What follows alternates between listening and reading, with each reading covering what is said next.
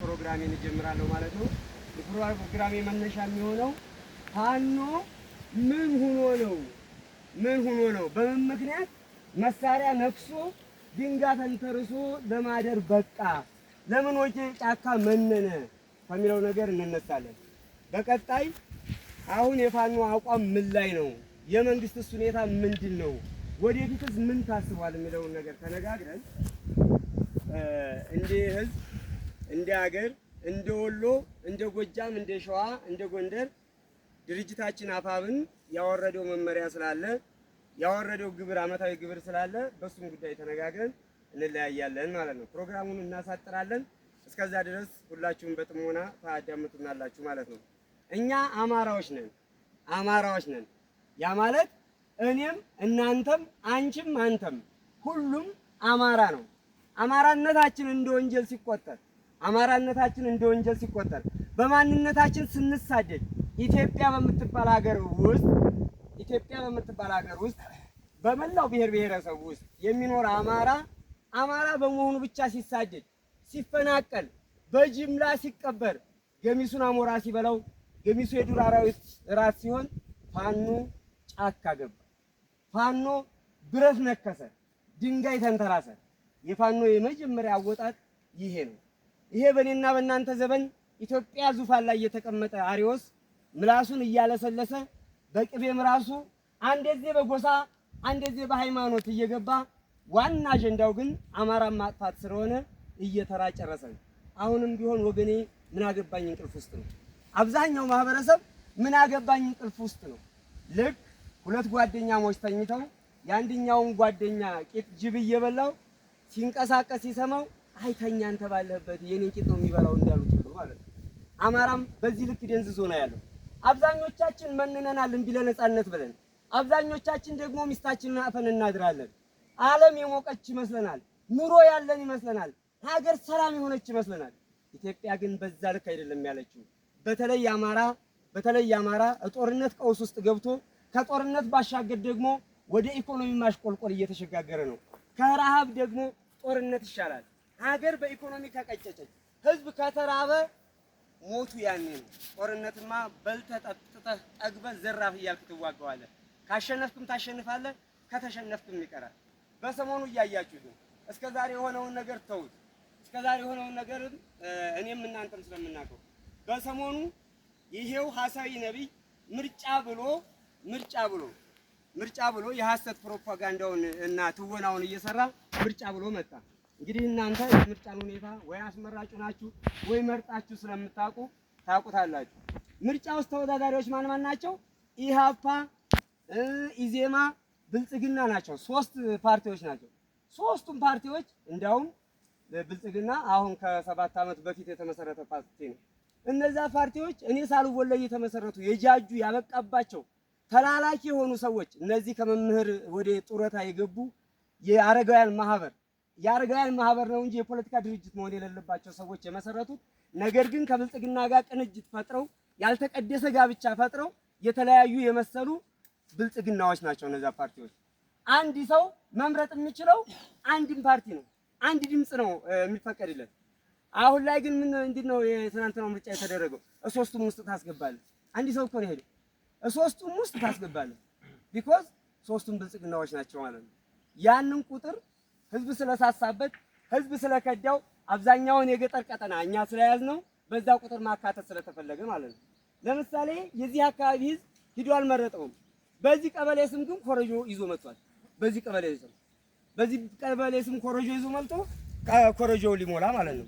እንዲያው በእውነቱ ምርጫስ ሀገር ሰላም ስትሆን እኮ ነው ሰላማዊ ምርጫ የሚደረገው።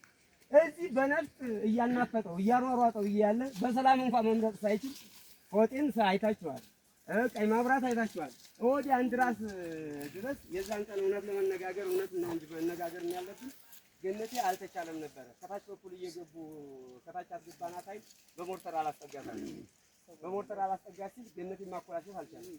በዚህ ግን አልተሳካለት። መንግስት ነኝ ማለት ይሄንን ኃይል አጽድቶ ነበር። ለምሳሌ እናንተን አንተ የፋኖ ተላላኪ፣ አንተ የፋኖ አብሊያ ጠጪ ብሎ ይሳደባል፣ ያሸማቅቃል። ከአማራነታችሁ ባሻገር ሌላ የባርነት ቀንበር ለመጫን በእኛ እያሟከከ ይሞክራል። ታዲያ ወንድ ከሆነ ከዚህ ቀጠና አያስለቅቀኝም እንዴ? ለምን እናንተ ሲቪሉንስ ማሰቃየት ምን አስፈልግ? ምን አስፈልግ? ማጽዳት እኮ ነው ያለበት። ልክ በወሬ ፋኖን አጥፍቼው በቃ እንትኑ ብቻ ነው የቀረው እንደሚለው ሁሉ ለምን አጽድቶ ታዲያ አንተ ፋኖን አትደግፍ ለፋኖ አታብላ ካለ እኔ ነፍጥ ተሸክሜ ነው የምመጣው ቤት ክላሽ ተሸክሜያለሁ። ሳትፈልግ ራስ እኮ ትሰጠኛለህ። ሳትፈልግ እየጠላኸኝ እንኳን የምጠላኝ ከሆነ የውሸት ጥርስ ሰጥተኸኝ አጉርሰኝ ነው የምትሄደው። መሳሪያ ተሸክሜያለሁ። እንደዛ እንዳይሆን ለምን አላጸዳም ነበር ታዲያ? ይኸውላችሁ ወገኖች የመጨረሻው ዘመን ላይ ነው የደረሰው። የመጨረሻው ዘመን ላይ እዚህ ላይ የሃይማኖት አባቶች ትኖራላችሁ። ከፈጣሪያችሁ ጋር ቅርብ የሆናችሁ ትልልቅ አባቶቻችን ትኖራላችሁ። በጣም አሳሳቢ ዘመን ላይ ነው ያለው። ይሄን የዘራነውን እንብላው አንብላው የማናውቅበት ሁኔታ ላይ ነው ያለው። የአማራ ሕዝብ የታወጀበት የጥፋት አዋጅ ቀላል የሚባል አይደለም። ዛሬም አይደለም የተጀመረው። ከዛሬ 40-50 ዓመት በፊት ነው የታቀደለት ይሄ እቅድ በነጮች አማካኝነት፣ ያውም እዚህ ሀገር ውስጥ አይደለም የታቀደው። አማራ የሚባል ሕዝብ አለ። ወላሂ ካለ በዲኑ የማይደራደር እግዚአብሔርን ካለ በማተቡ የማይደራደር ሕዝብ አለ። እጅግ ተኳሽ ነው። ኢትዮጵያን በቅኝ ግዛት ለመያዝ ከታሰበ፣ ኢትዮጵያን ማዕድኗን መጠቀም ከታሰበ መጀመሪያ አማራን ማጥፋት አለብን ብለው ሀያላን ሀገራት እቅድ ያወጡ። መቼ? ጣሊያንን ድል ካደረግን በኋላ እነዛ ነጫጭባዎች አሳፈረን ከላክናቸው በኋላ በጀግኖች አባቶቻችን ክንድ ከተመለሱ በኋላ ለአማራ ሕዝብ ይሄን ያክል እቅድ ታቀደልን። ከታቀደ በኋላ ወደ ተግባር መግባት አልቻሉም። እንዴት ነው ወደ ተግባር መግባት የምንችለው ሲባል አማራ ጨቋኝ ነው፣ አማራ ተስፋፊ ነው። ኢትዮጵያን ለዘመናት ሲገዛ ኦሮሞ የሚባለውን ብሔር ጡቱን ቆረጠ። ትግሬን ደግሞ አማራ ወደ ትግራይ ሲገባ የትግራይ ቤተክርስቲያኖች ቤተ ክህነታቸው ቆሸሸ፣ ረከሰ አማራ ስለተረገጣቸው ብለው የሐሰት ትርክት መጻፍ ጀመሩ። በማን? ኤርትራ ውስጥ ባሉ ደራሲዎች። በማን? ከሀገር ውስጥ ባሉ ደራሲዎች። በማን? በጣሊያኖች አማካኝነት። አንድ ደብተራ ዘነበ የሚባል ትግራያን ከዚህ አፍነው ሙርኮኛ ነው እንግዲህ አፍነው እንትና ይዘውት ሄዱ ጣሊያን ሀገር ይዘውት ከሄዱ በኋላ የአማራን ሕዝብ እየኮነነ እንዲጽፍ አደረጉ። የአማራን ሕዝብ እየኮነነ እንዲጽፍ አደረጉ። እንደማመጥ ወገኖች።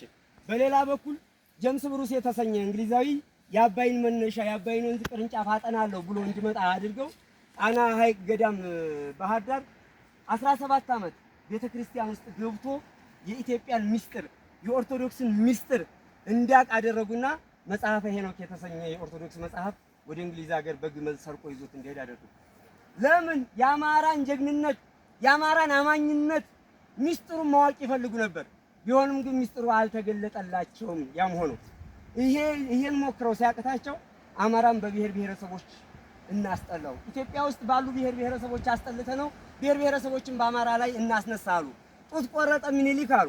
ወገኖቼ ሚኒሊክ ጡት አልቆረጠም፣ ይልቅስ ባርነትን ነው ያስቀረላቸው።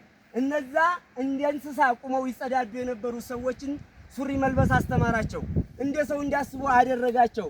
ኢትዮጵያ ውስጥ እንደ ማንኛውም ብሔር ብሔረሰብ ጋር እኩል እንዲታዩ አደረጋቸው። በዛ ዘመን ጅማ አባ ጅፋር የጅማው ንጉስ ኦሮሞዎችን ጋላ እያለ ገበያ ላይ እንደ ከብት ይሸጣቸው ነበር። ሲሸጣቸው ግን ምኒልክ ምንድነው ያለው? አንተ የጅማ ንጉስ አባ ጅፋር ሆይ ጋላዎችን ለምንድን ነው ባሪያ እያልክ ገበያ ላይ የምታውላቸው? አንተም ጋላ እነሱም ጋላ ምን አርጉ ነው የምትላቸው? ይልቁንስ ባሪያ አትበላቸው። ባሪያ ከተባለ እኔም እነሱም አንተም የእግዚአብሔር ባሪያዎች ነን። ይሄንን የባሪያ ንግድ የማታቆም ከሆነ በአንተ ላይ እርምጃ ወስዳለሁ ብሎ አስቆመላቸው።